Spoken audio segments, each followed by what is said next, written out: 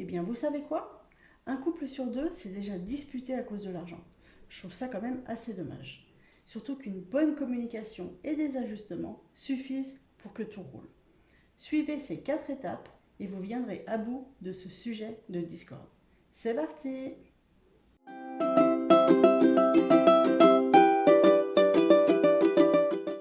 Bonjour à tous et bienvenue sur la chaîne Merci Budget. J'espère que vous allez bien. Je vous remercie encore une fois pour toutes les personnes qui me suivent. Ça me fait vraiment très chaud au cœur. Voilà, j'espère qu'on va continuer longtemps sur cette route. Alors, on commence tout de suite notre vidéo concernant la gestion du budget en couple. Il existerait 4 profils financiers. Et ça, j'en reparlerai dans une prochaine vidéo. Mais chaque personne a un rapport différent à l'argent. Donc quand on est seul, c'est déjà difficile, mais quand on est deux, ça peut vite devenir très délicat. Et même un couple qui est très soudé peut vite être en désaccord. Et on sait qu'un couple sur deux se dispute à cause de l'argent, alors qu'une communication efficace et des ajustements peuvent vraiment améliorer ces choses. Que vous soyez un nouveau couple ou ensemble depuis des années, le budget fait partie du quotidien. Qui dit vivre ensemble dit dépenses à partager. Et on a des dépenses quasiment tout le temps.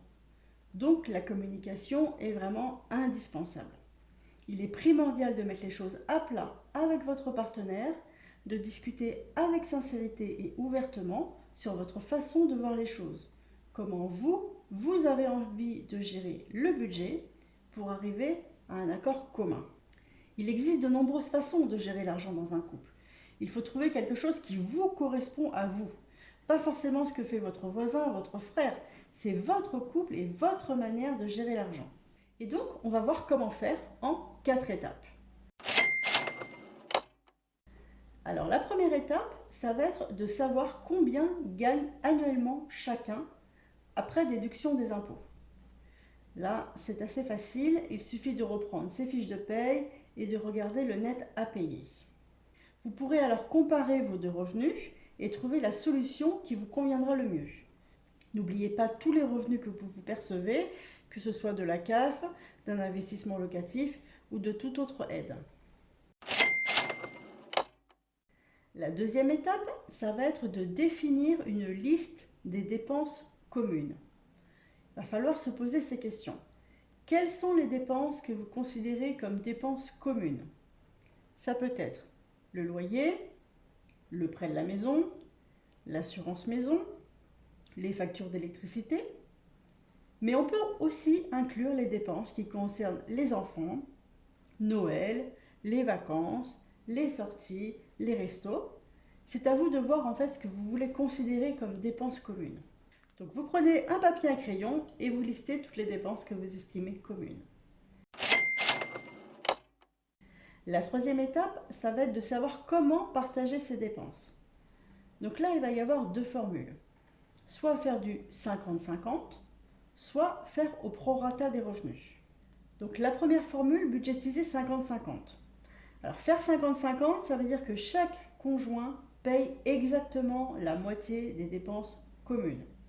Si les dépenses communes représentent 1 000 € de dépenses par mois, chaque partenaire devra payer 500 €. C'est une solution assez simple. Par contre, cette méthode est surtout valable quand les deux personnes ont à peu près les mêmes revenus. Et en fait, c'est la solution qui est utilisée par plus de la moitié des couples. Ça permet également à chaque partenaire de conserver une certaine indépendance financière et c'est très simple de savoir ce qui appartient à chacun. En revanche, c'est important de réévaluer la répartition 50-50 si le revenu d'un des partenaires change, par exemple lors d'un congé parental ou s'il y a une perte d'emploi. Si c'est le cas, il va falloir avoir une discussion franche et ouverte avec votre partenaire. La deuxième formule, ça va être de budgétiser au prorata des revenus. Alors, faire au prorata des revenus, ça veut dire répartir en fonction du salaire de chacun. Par exemple, si dans un couple, la première personne gagne 1 500 € et que la deuxième gagne 3 000 €, la personne qui touchera 3 000 € participera plus que l'autre. Là, on voit qu'il y a vraiment une grosse différence au niveau du salaire, donc c'est logique de faire en fonction des revenus. Et donc, si par exemple, il y a 1000 euros de dépenses communes, on pourra dire que la personne qui touche 1500 euros payera par exemple 330 euros et que la deuxième personne qui gagne 3000 euros payera 670 euros. Donc c'est une manière équitable de gérer l'argent, surtout lorsque les revenus des deux personnes sont assez différents et ça permet qu'aucun des deux ne soit lésé. Ensuite, après avoir payé ce que chacun doit, il est libre de gérer son compte personnel comme il a envie. La quatrième étape, ça va être de savoir comment mettre en place de façon concrète ce budget. Donc il existe 3 façons principales de gérer l'argent dans un couple. Soit vous mettez tout en commun, soit chacun paye une facture à tour de rôle, soit les dépenses communes sont gérées en commun et les dépenses personnelles en individuel. Je vais développer ces 3 manières de gérer les dépenses. Alors, la première solution, donc on a dit tout mettre en commun. Donc je m'explique. Dans cette solution, le couple va ouvrir un compte joint et les deux partenaires vont mettre leur salaire dessus. Toutes les dépenses seront prises sur ce compte, puisque c'est l'unique compte du couple. Dans cette solution, peu importe ce que l'un et l'autre gagnent, tout est regroupé. Ça peut fonctionner pour certains couples, mais c'est vrai que ça peut aussi amener à des désaccords. Par exemple, s'il y a un des partenaires qui fait des dépenses un petit peu trop excessives au goût de l'autre, l'autre partenaire ne va pas être d'accord. Il faut aussi penser qu'en cas de séparation, ça peut être difficile de prouver qui a payé quoi et qui a acheté telle ou telle chose. Moi, je pense que c'est une solution qui n'est pas forcément idéale, mais peut-être que c'est celle qui vous conviendra. Je pense que cette solution était beaucoup utilisée par nos parents quand ils étaient mariés et avaient une vision très long terme. Et il faut aussi une grande confiance mutuelle puisque un des deux partenaires peut vider le compte. C'est vrai que quand on se met en couple, on ne pense pas forcément à ça, mais il faut forcément avoir ça quand même dans un petit coin de sa tête. Alors la deuxième solution, ça va consister à garder uniquement ses comptes individuels. Donc à ce moment-là, chacun peut payer à tour de rôle quand une dépense arrive, ou soit les dépenses sont réparties entre les deux partenaires. Alors, le paiement à tour de rôle, c'est une solution qui est beaucoup utilisée par les jeunes couples. Quand les dépenses communes sont assez rares, souvent quand le couple n'a pas encore emménagé ensemble, et que les dépenses sont principalement des sorties. Chacun paye à tour de rôle, sans forcément se préoccuper du montant. Un paye le resto, l'autre paye une autre sortie. C'est une solution donc à court terme. Ensuite, les couples peuvent décider de se répartir les dépenses. Par exemple, un paye le loyer et l'autre paye les courses. L'un paye les sorties et l'autre les assurances. Alors, certaines personnes vont penser que cette méthode est contraignante puisque chacun des partenaires va devoir noter les dépenses qu'il fait, par exemple dans un tableau Excel, une colonne pour chacun des partenaires avec la désignation et le montant de chaque dépense. Il y a un total qui se fait automatiquement afin de pouvoir réajuster au besoin au cours du mois en fonction des dépenses. C'est une méthode que j'ai faite pendant plusieurs années avec mon ex-conjoint puisque nous n'avions pas de compte commun. Je n'ai pas trouvé que c'était une solution très compliquée, ça demande d'être assidu par contre effectivement, mais de toute manière la base du budget c'est de suivre ses dépenses. Donc c'est vrai qu'on a fait ça pendant un petit moment. La troisième solution, ça va être de faire un mix des deux. Je pense que c'est probablement le meilleur des systèmes, car il est équilibré. Vous gardez une autonomie financière personnelle, tout en partageant certaines dépenses avec votre partenaire. Je pense qu'ouvrir un compte joint est une bonne chose, mais qu'il est aussi préférable pour que chaque partenaire garde un compte individuel, donc pour avoir une certaine autonomie. Ça va être aussi pratique, par exemple, pour faire des dépenses très personnelles ou pour se faire des cadeaux. Par contre, là encore, il faut quand même de la confiance mutuelle puisque l'un des deux peut vider le compte joint.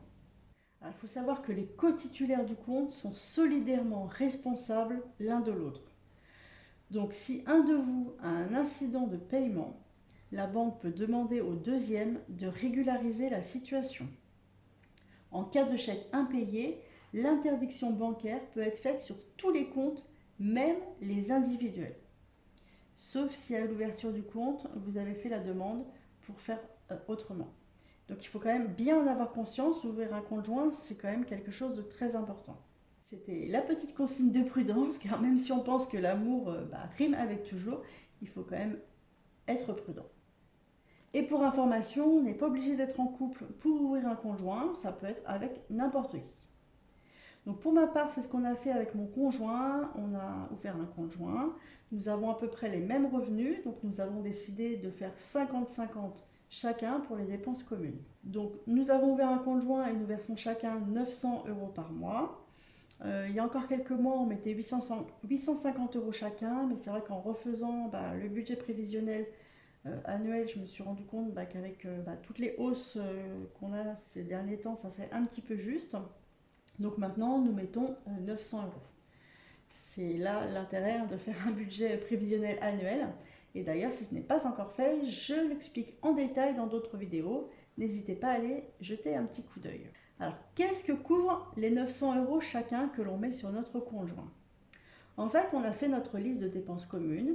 Et donc, dedans, nous avons tout ce qui concerne la maison, donc le prêt, l'assurance maison, l'assurance emprunteur, l'électricité, l'eau, mais aussi la taxe foncière, les granulés pour le poêle, l'entretien du poêle, la décoration et les travaux. On a aussi les courses, toutes les dépenses pour notre fille, donc la crèche, les achats de pharmacie non remboursés, les vêtements, etc. Nous avons aussi les sorties en famille et les vacances. Voilà, je crois que j'ai rien oublié. Donc ça, ce sont toutes nos dépenses communes.